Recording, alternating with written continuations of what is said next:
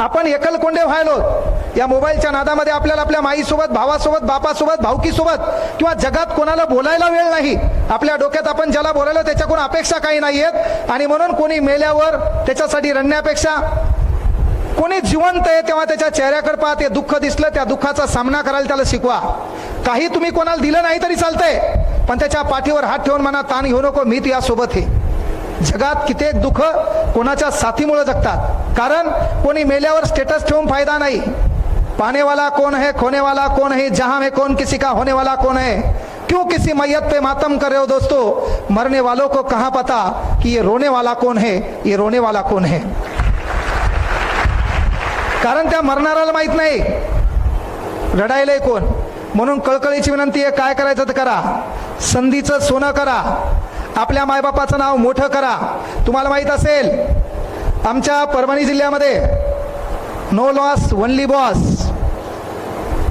आणि परभणीचे कार्यसम्राट आमदार राहुलजी पाटील, संजय बंडू जाधव, जसं परभणीला शिवसेनेचा बालेकिल्ला म्हणतात आणि एकनिष्ठता म्हणतात, ती एकनिष्ठता महाराष्ट्रात जर खऱ्या अर्थानं प्रथम सुरुवात कुठं दिसली असेल तर तो आपला जीव धाराशिव या ठिकाणी दिसलेली आहे. लाख लोक आमिष देतील, लाख लोक डायलॉग घालतील, डायलॉग पोटी काही जण गेले बी असतील.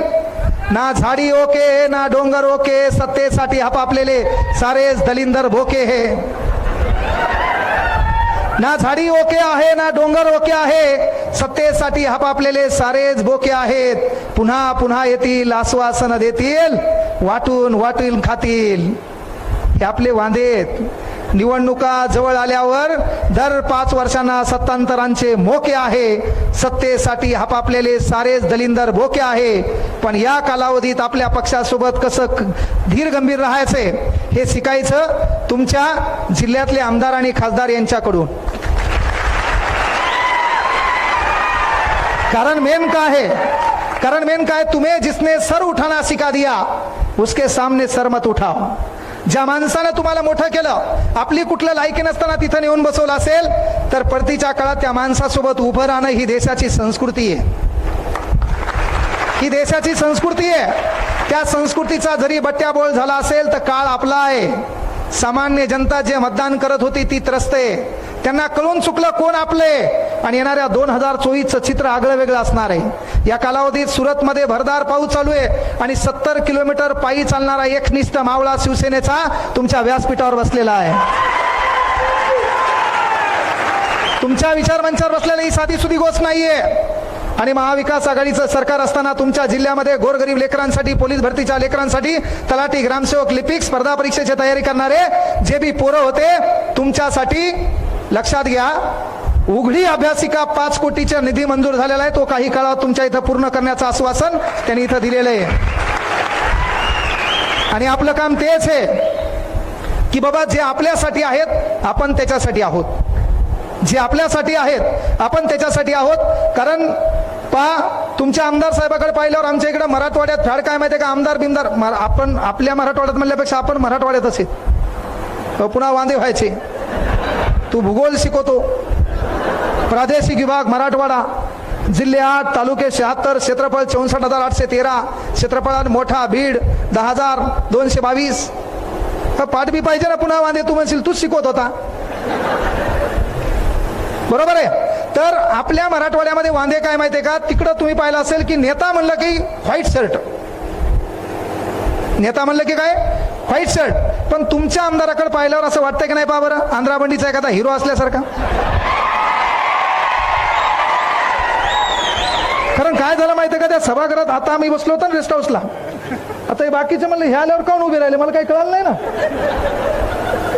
आमदार म्हणल्यावर व्हाईट बीट शर्ट असेल म्हणलं, ते आले फटकन बाकीचे हातात दिला. मला वाटलं नेता बी असतील एखादे प्राधिन, ते म्हणले हेच आमदार आहेत. मी कोमात गेलो ना ड्रेसिंग. आमच्या इकडे ते मध्ये सांगायचं तात्पर्य काय माहितीये का, काम ऐसा करो की नाम हो जाए. तुमच्या आमदार साहेबाबद्दल एकच शब्द सांगालो, तुमच्या आमदार साहेबाबद्दल एकच शब्द महत्वाचा आहे, काम ऐसा करो कि नाम हो जाए, नहीं तो साला नाम ऐसा करो कि नाम सुनते काम हो जाए. आणि आपल्या मराठवाड्याची बोलीभाषा संसद भवनात गाजवण्याचं काम सन्माननीय ओमराजे निंबाळकर साहेबांनी केले. आपली भाषा सोडली नाही, म्हणून आपली भाषा सोडायची नाही. आपल्या भाषेने आपण मोठे होणार आहोत आणि आपल्या लोकांसोबत आपल्याला ऋणानुबंध जपता आले पाहिजे. ज्या पायऱ्यांचा आधार घेऊन आपण मंदिराचं दर्शन घेणार आहोत, उतरताना त्याच पायऱ्या आपल्याला काय पडणार आहेत, साथ देणार आहेत.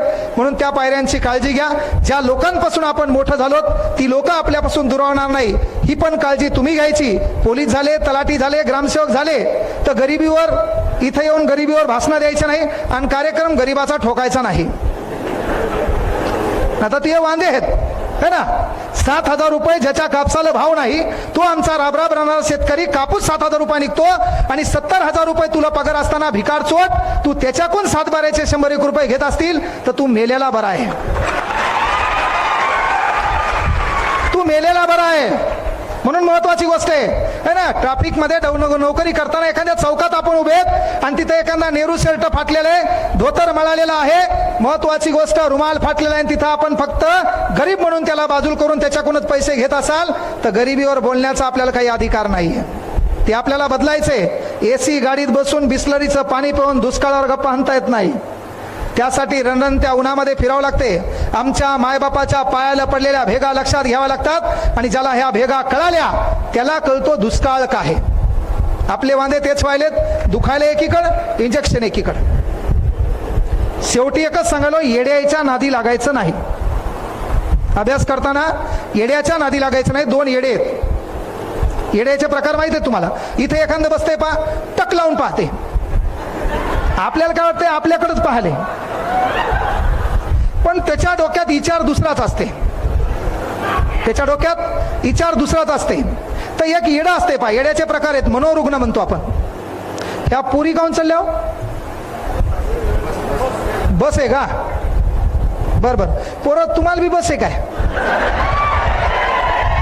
हा, जाय ना तिच्या मागं लटकून. तात्या इंचू ओम भगनी भागोदरी पद्मासे योनि ओम भट स्वाहा. कारण काय व्हायला, मी जे बोलायला त्याला आगीच लागेल ना. त्याचं म्हणणं आहे ती गेली ना बापा. हा, थांब थांब. तू मगवा बी उठला होता काळ्या शर्टवाल्या.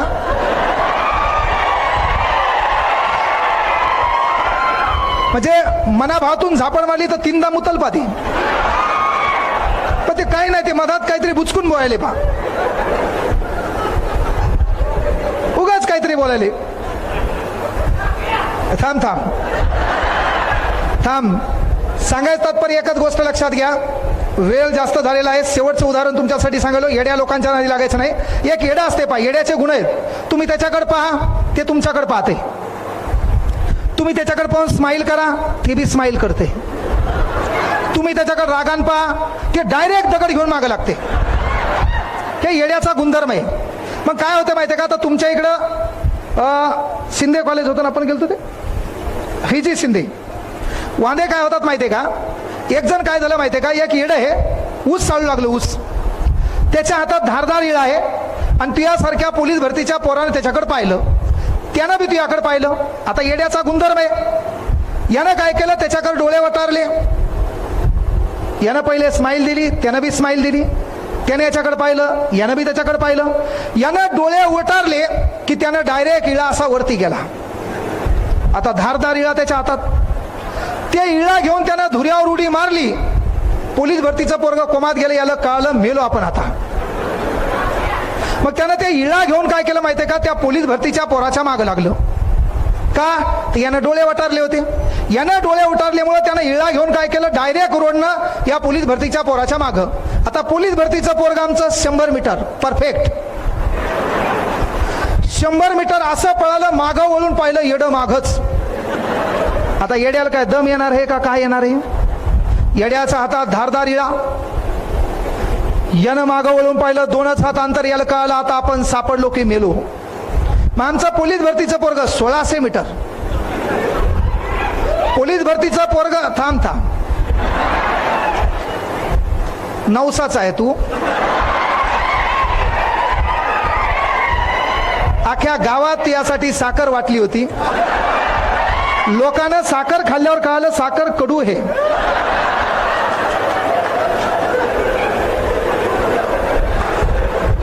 शिमग्याच्या कालावधीत झालेला तू तरी तुला ताण येईना.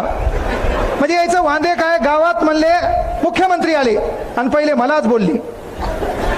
गावात म्हणले मुख्यमंत्री आले, पहिले मलाच बोलले. एका विचारलं काय बोलले, ते म्हणले मी स्टेजवर उभा होतो, ते म्हणले खाली उतर. म्हणजे कोणी निंदा कोणी मंदा, आपला बेश्रमाचा धंदा. इकडून काही बोलत तरी ते हसायतले. म्हणजे बेनं कुठलंय काय माहित. सांगायचं तात्पर्य आता झालं काय, 1600 मीटर हे पोलीस भरतीचं पोरगं पळालं, त्यानं मागं वळून पाहिलं, ते येडं इळा घेऊन मागं हातातच हुलाला हुलाला हुलाला हे कोमात गेलं पुढचं. याला कळलं कार्यक्रम बिघडला आपला. आमच्या पोलीस भरतीच्या पोरानं काय केलं, फॉरेस्ट भरती 5 किलोमीटर. मग पोरगं 5 किलोमीटर पळालं. 5 किलोमीटर पळाल्यावर मागं वळून पाहिलं, येडं मागच 2च हात अंतर, डोळे लालबुंद, हातात इळा. याला कळलं मेलो आपण आता. पोरानं फॉरेस्ट भरतीची तयारी केली 25 किलोमीटर. पोरगं 25 किलोमीटर पळालं. 25 किलोमीटर पळाल्यावर मागं वळून पाहिलं, येडं मागच 2च हात अंतर, हातात इरा धारदार, डोळे लालबुंद. याला वाटलं मेलो आपण आता. असं पळता पळता पळता बीड आलं बापा. मरणाच्या भीतीन पळायले आणि पुढे पळता पळता मागं पाहू लागलं, मागं येडच आहे, डोळे लालबुंदे, हातात इळा आहे. याला कळलं मेलो आपण आता. आणि पुढे पळता पळता मागं वळून पाहता पाहता रपकन एक खड्डा आला, त्या खड्ड्यात पडलं. त्यानं डोळे लावले, म्हणला मेलो आता. आता आपलं काही खरं नाही. कोणाचं तोंड पाहिलं होतं काय माहीत. त्या खड्ड्यात येड्यानं उडी मारली, त्याला हात लावला, म्हणला जिंकलं का नाही.